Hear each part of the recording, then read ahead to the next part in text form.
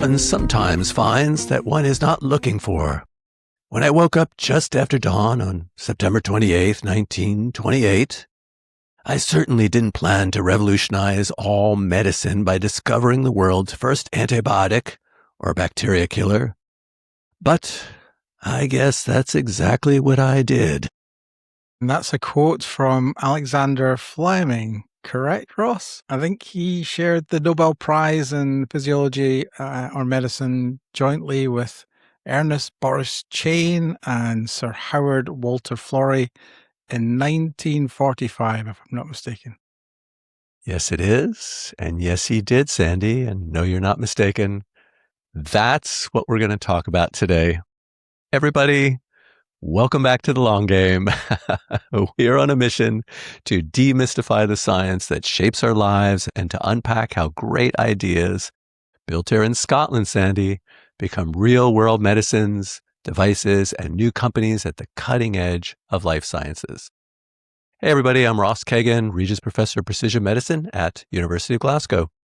And I'm Sandy Weir, Tech Innovation Leader and Strategic Program Manager, joining from Edinburgh. And as you said, we're going to talk about something incredibly exciting today. We're looking at one of the most successful failed experiments in the history of the world. Yeah, very famously failed. We often hear about, the big eureka moment in science, but in biotech, those moments are usually pretty messy, accidental, and if you're Alexander Fleming, Sandy, caused by a distinct lack of lab hygiene. Yeah, exactly. and that was amazing. You were channeling your inner Alexander Fleming. What a brilliant voice that you put on. I was listening to tapes of him just to try to catch it. Stretching your acting ability. Yeah, so today we're heading back to 1928 to look at how a messy desk in London belonging to a lad from Ayrshire created a multi-billion-dollar industry and saved hundreds of millions of lives. This is the story of penicillin, the ultimate pivot and probably the most expensive intellectual property mistake in British history. Yeah, and it's had some candidates, actually. There are some other ones as well.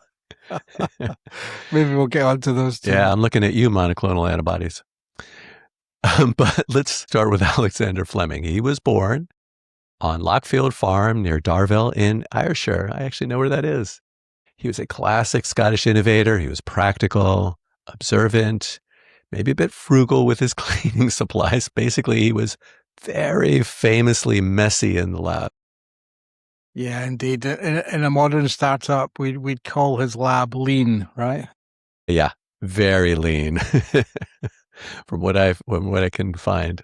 So it's September 1928, and Fleming goes on vacation in Scotland, as they will do here, leaving a stack of staphylococci culture plates sitting out on his bench because, of course, he did. He comes back and finds one plate is contaminated with a blue-green mold.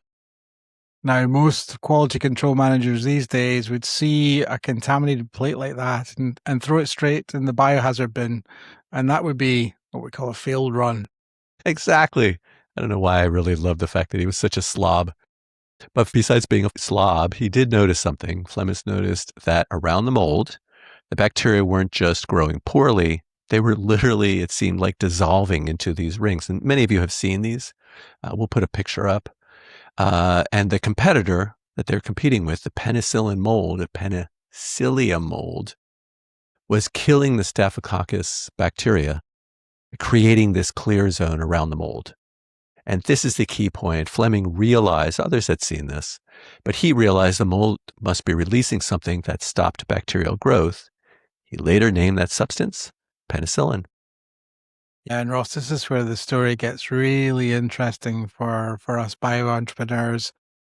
Fleming found the active ingredient, but he hit a classic product development wall. Yeah, many of you have heard the story of Fleming. This is our sort of special take on this. So Fleming couldn't stabilize it. He called it mold juice. He published a paper in 1929, but incredibly, the medical community just ignored him. And we know a lot of examples of this. And of course, we don't know a lot that don't come to light.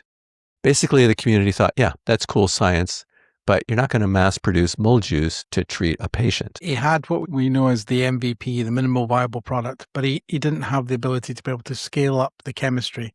And for 10 years, the compound penicillin just sat on the shelf. In the startup world, and you've talked about this, several times on the pod, the valley of death was effectively where he hit. And you have the tech, but you don't have the engine to get it to market. Yeah. I mean, I hadn't realized this. 10 years it just sat there. This is a key punchline of our bringing to you the Fleming story, because he was a brilliant bacteriologist, but he was not a process engineer. And Sandy, you're one of the more brilliant ones, if I may say so. To scale this, he needed a multidisciplinary management team, and which he didn't have at the time. And then enter the commercialization team. So Howard Florey and Ernest Chain, I mentioned earlier, joint recipients of the Nobel Prize at the Sir William Dunn School of Pathology at the University of Oxford. In 1939, they took Fleming's early R&D and they began to turn it into a viable manufacturing process. Yeah. And just to be clear, it's been estimated that more than 80 million people have been saved by penicillin, and yet it just sat there and had every indication of never coming to light. But as luck would have it, they had the ultimate market driver, World War II. So the government basically became the lead investor here. They didn't really care about the cost. They needed a solution for all these infected wounds on the battlefield, and they needed it immediately. Necessity is the mother of invention, Ross, right? Yeah. So Britain was being bombed and they couldn't build the factories here. This is where we see the transition from lab bench to industry scale. Much like today, but for quite different reasons. They had to go to the US, Ross, to find the deep tech infrastructure, utilizing deep tank fermentation processes that bubbled air through massive vats to stimulate the mold growth. Yeah. No, as you say, Sandy, it's the perfect biotech analogy. The initial breakthrough happens in a small lab in the UK, but the manufacturing scale-up happens where the capital and the heavy infrastructure already exist. Yeah. And then finally, let's talk about the biggest painful part of this story in business history, the intellectual property. Fleming, Florey, and Chain didn't patent penicillin. You want to say that again? Yeah, singularly failed to patent it. So what a massive miss. So Fleming, and some of my buddies are in the same boat, which is a perfectly respectable boat, sort of, as long as you're willing to accept the consequences. Fleming felt it was unethical to profit from life-saving medical discovery. He wanted the science to be open source. But as we have commonly talked about, that is a moral position to take. But if you want things to move forward and you don't need World War II and government intervention to make it happen, you need to be a little more savvy than that. It was incredibly noble what Fleming did, but it created a massive problem. It created an IP vacuum. And the American companies and researchers did patent the new mass production and deep tank fermentation processes. But because there was no central British patent on the original concept and design, it created a catastrophic economic loss for the UK. Yeah. And another one. Yeah, seems to be a theme. Yeah. And they did understand this, right? It was a huge scandal. So by the mid-1940s, British MPs were demanding answers in the House of Commons as to why the UK had fallen so far behind, despite the fact that they had actually discovered this. The British public was incensed. They were furious that the American patents now controlled global production of a Scottish discovery. As an American in Scotland, I guess I have particularly mixed feelings about that. British pharmaceutical companies had to pay, I want to say that again, they literally had to pay exorbitant fees and royalties to American corporations just to manufacture penicillin here at home. So I'm not sure that Fleming's position, as understandable as it is, I'm not sure that it was fully defensible. Indeed. And the fact is that he'd taken a lot of public money to get to penicillin to that point of being the life-saving That's a good medicine. point. Yeah. It's a harsh lesson for modern founders as well. You might want to save the world, but if you don't protect your IP, if you lose control of that intellectual property, then it makes it much more difficult to bring those savings to reality. You lose the revenue as well that you would have obviously managed to acquire. You have to play the long game in your legal strategy just as much as you do your science. Yeah, and actually, to your point, Sandy, what I think is particularly notable here is that it's not that it got opened up to the world because of no IP. What happened was somebody else grabbed the IP, and then they lost the freedom to operate, right? Nonetheless, Fleming, Florey, and Chain did share the 1945 Nobel Prize in Medicine, and Fleming did end up on the Scottish £5 note, which I didn't know. I actually had to check that out.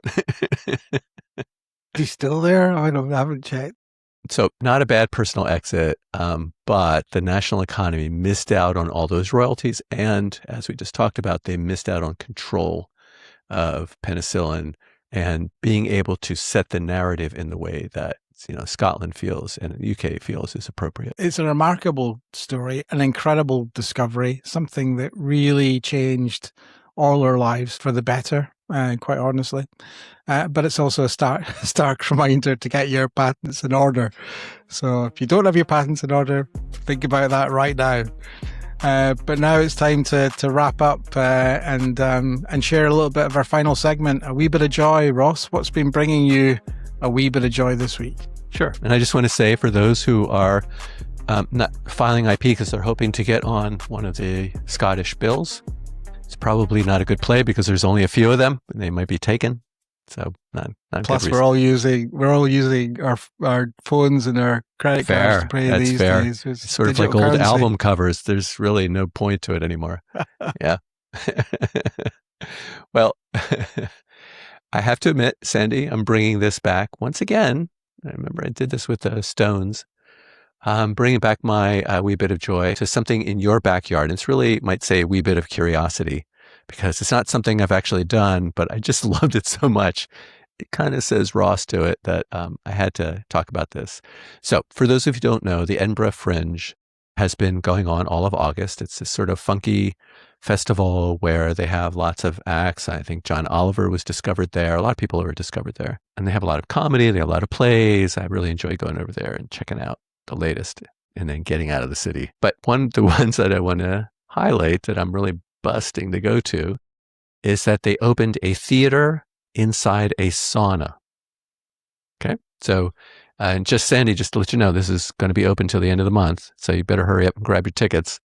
That's right. Edinburgh now has the sauna theater. It's an 80-seat venue at Summer Hall.